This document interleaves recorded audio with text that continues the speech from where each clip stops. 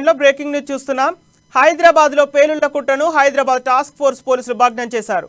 RSS BJP నేతలపై దాడులతో పాటు భారీ పేలుళ్లకు జాహిద్ కుట్ర చేసినట్టు పోలీసులు తెలిపారు.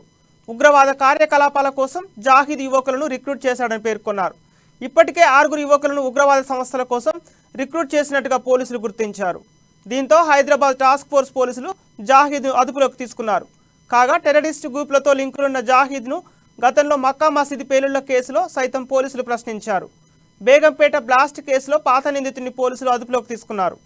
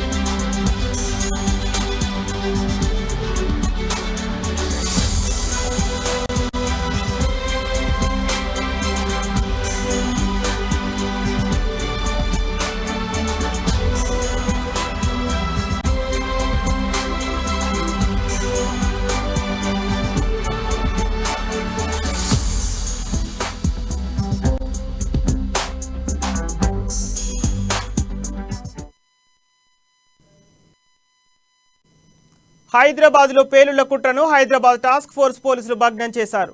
ఆర్ఎస్ఎస్ బీజేపీ నేతలపై దాడులతో పాటు భారీ పేలుళ్లకు జాహిద్ కుట్ర చేసినట్టు పోలీసులు తెలిపారు. ఉగ్రవాద కార్యకలాపాల కోసం జాహిద్ యువకులను రిక్రూట్ చేశాడని పేర్కొన్నారు. ఇప్పటికే 6 యువకులను ఉగ్రవాద సంస్థల కోసం రిక్రూట్ చేసినట్లు పోలీసులు గుర్తించారు. దీంతో హైదరాబాద్ టాస్క్ ఫోర్స్ పోలీసులు జాహిద్ను అదుపులోకి తీసుకున్నారు. కాగా టెర్రరిస్టు గ్రూపులతో లింకులున్న జాహిద్ను గతంలో మక్కా మసీదు పేలుళ్ల కేసులో సైతం పోలీసులు ప్రశ్నించారు. బేగంపేట బ్లాస్ట్ కేసులో పాత నిందితుడిని పోలీసులు అదుపులోకి తీసుకున్నారు. ఇక ఇదే అంశంపై తాజా సమాచారం మా క్రైమ్ బ్యూరో ప్రణయ్ అందిస్తారు. Right, thank you Sampath.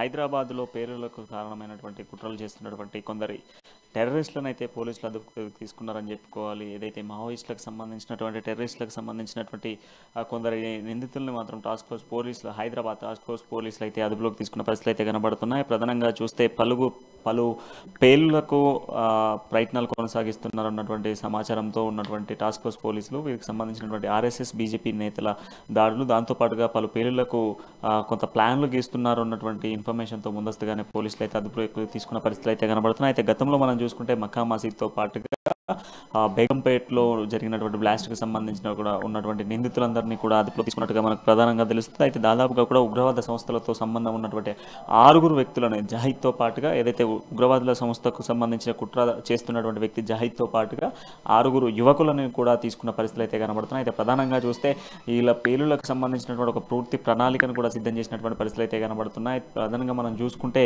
ఈ బ్లాస్ట్లకు సంబంధించినటువంటి వ్యక్తులు ఏదైతే ఆర్ఎస్ఎస్కి సంబంధించి కావచ్చు, అదేవిధంగా బీజేపీ నాయకులకు సంబంధించినటువంటి గృహాలపై, అంతేకాకుండా పలు రద్దీ ప్రాంతాలలో బ్లాస్ట్లు చేసేందుకు కుట్ర చేస్తున్నటువంటి ఉగ్రవాద సంస్థలకు సంబంధించినటువంటి అధినేతగా వ్యవహరిస్తున్నటువంటి జాహిద్ని అయితే పోలీసులు అదుపులోకి తీసుకోవడంతో పాటుగా కొందరు యువకులను కూడా, అంటే దాదాపుగా కూడా 6 యువకులు అంటూ పోలీసులు అయితే అఫీషియల్గా చెప్తున్న పరిస్థితులు అయితే కనబడుతున్నాయి. ఈ 6 యువకులను కూడా పోలీసులు అయితే అదుపులోకి తీసుకొని విచారణ కొనసాగిస్తున్న పరిస్థితులు అయితే ప్రధానంగా మనం చూస్తున్నాం. అయితే దీనికి సంబంధించి మాత్రం పూర్తి స్థాయి సమావేశం అయితే జరగాల్సి అయితే కనబడుతుంది. అంతేకాకుండా వీరికి సంబంధించినటువంటి విచారణ ఇంట్రాగేషన్ అనేది కూడా కొనసాగుతున్న పరిస్థితులు అయితే కనబడుతున్నాయి. అంతేకాకుండా వీరికి సంబంధించినటువంటి బ్లాస్ట్లను మనం గతంలో చూసుకున్నప్పటికీ కూడా మక్కా మసీద్కి సంబంధించినటువంటి బ్లాస్ట్ కావచ్చు, బేగంపేటలో జరిగినటువంటి బ్లాస్ట్కి సంబంధించి కూడా దీనిలో నిందితుడిగా ఉన్నటువంటి వ్యక్తి జాహిద్ని పోలీసులు అయితే కనుగొనడంతో పాటుగా ఈ బ్లాస్ట్లకంతా కూడా 6 యువకుల్ని మొత్తంగా ట్రైనప్ చేసి రిక్రూట్ చేసుకున్నట్టుగా కూడా తెలుస్తున్న పరిస్థితులు అయితే కనబడుతున్నాయి. అయితే వీరికి సంబంధించినటువంటి తదుపరి విచారణ అనేది కూడా కొనసాగేటువంటి అవకాశాలు కనబడుతున్నాయి. ఒకవేళ వీళ్ళని అదుపులోకి తీసుకోకపోతే ఎంత పెద్ద ప్రమాదం జరిగేది ఉంది అనేది కూడా ఒకసారి ఆలోచించాలి. ఎందుకంటే వీరు బ్లాస్ట్కి సంబంధించి ఎంతో మంది కూడా ప్రాణాలు కోల్పోయేటువంటి పరిస్థితులు అయితే కనబడుతున్నాయి. అయితే ఉగ్రవాద సంస్థలతో టైఅప్గా ఉన్నటువంటి ఈ వ్యక్తులకు సంబంధించి తదుపరి విచారణ అయితే కొనసాగాల్సిన పరిస్థితులు అయితే ఉన్నాయి. Sampath. Okay, right, thank you Pranay.